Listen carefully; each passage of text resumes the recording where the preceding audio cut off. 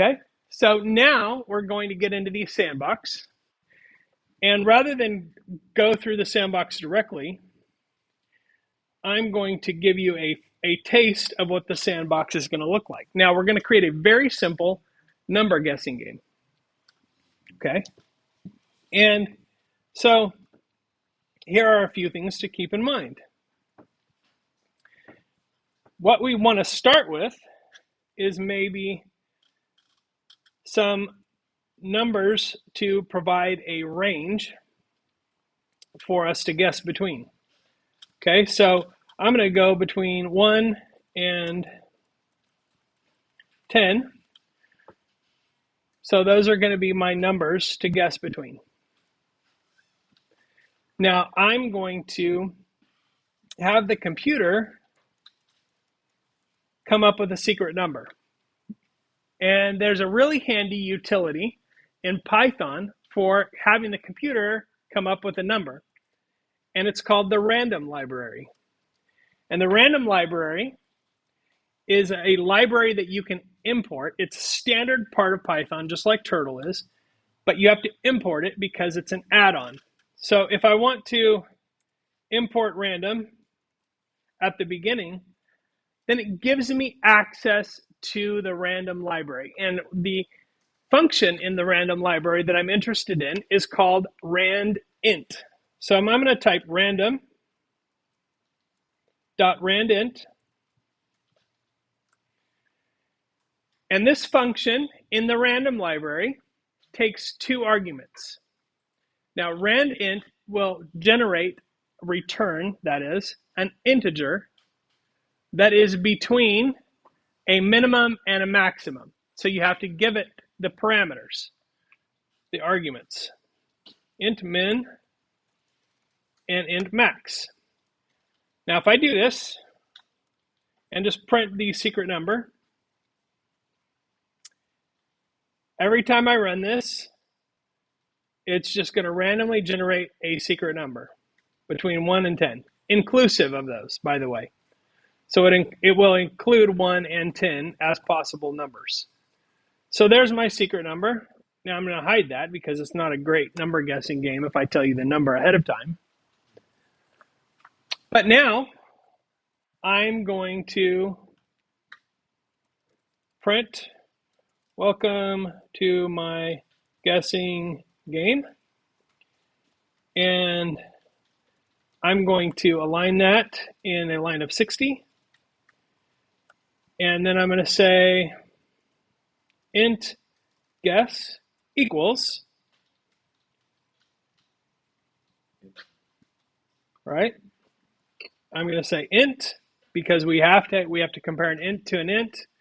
Now, again, we're going to trust the user.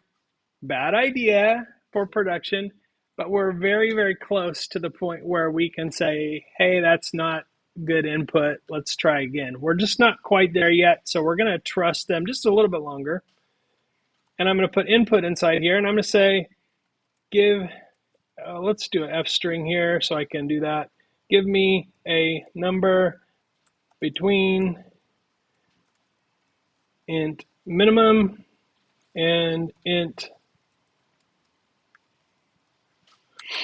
That goes in there, int max. Okay, so there's that.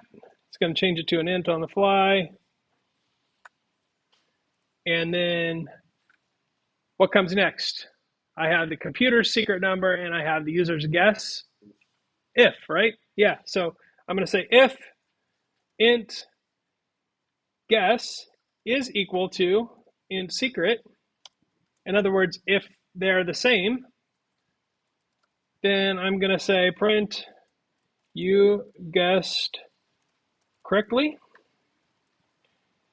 And if they didn't guess correctly, I don't need an elif here because either they guessed correctly or they didn't, right?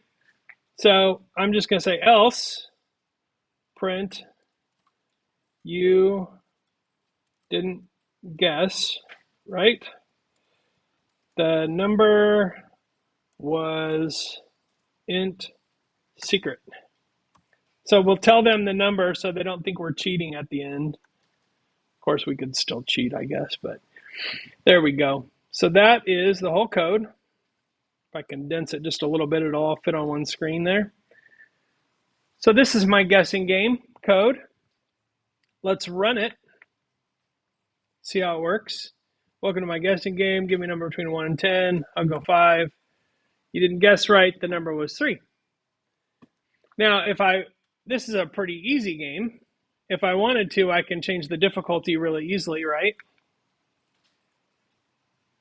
Guess, give me a number between 1 and 100.